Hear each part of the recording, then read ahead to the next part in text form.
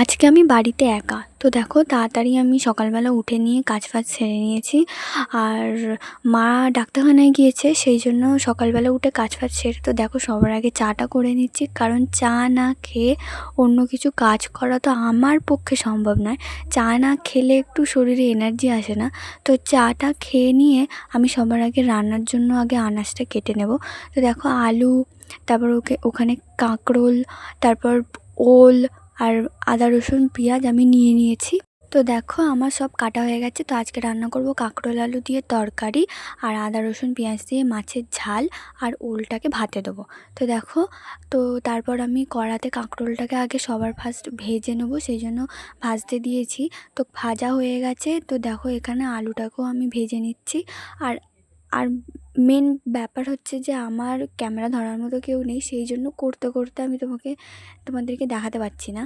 প্রতিটা কাজ আমাকে করে তারপর দেখাতে হচ্ছে। তো দেখো কথা বলতে বলতে এদিকে আমার তরকারিটাও পুরো হয়ে গেছে। আর এদিকে আমি বাজার থেকে জেঠুকে সাটিন মাছ আনতে বলেছিলাম। তো জেঠু সাটিন মাছ এনে দিয়েছিল, মাছগুলোকে ধুয়ে এনে আমি নুন হলুদ মাখিয়ে রেখে দিয়েছি। আর এদিকে কড়াতে দিয়েছি তেল গরম করার জন্য। তো দেখো তেলটা গরম হয়ে গেছে, বুঝতে পারছো কি জানি না, ধোঁয়া বেরোচ্ছে। তো এবার মাছগুলোকে একটা একটা করে ছেড়ে দেবো। তো দেখো নুন হলুদ মাখা দিয়ে সাটিন মাছগুলোকে যে রেখে দিয়েছিলাম ওগুলো আস্তে আস্তে ছাড়ছি। আর মাছ ভাজতে আমার এখনও পর্যন্ত ভয় লাগে। আমাদের এখানে ওটাকে সাটিন মাছ বলে, তোমাদের ওখানে কী মাছ বলে অবশ্যই বলবে। তো মাছগুলোকে ভয়ে ভয়েতে একটা করে করে আমি কড়াতে ছাড়ছি। তো দেখো এখন আমি মাছগুলোকে কড়াতে ছেড়ে দিয়েছি।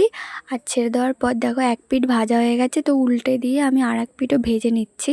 তো বাড়িতে একা থাকলে সত্যিই ভালো লাগে না, কেউ নেই, একা একা নিজের মতো রান্না করছি।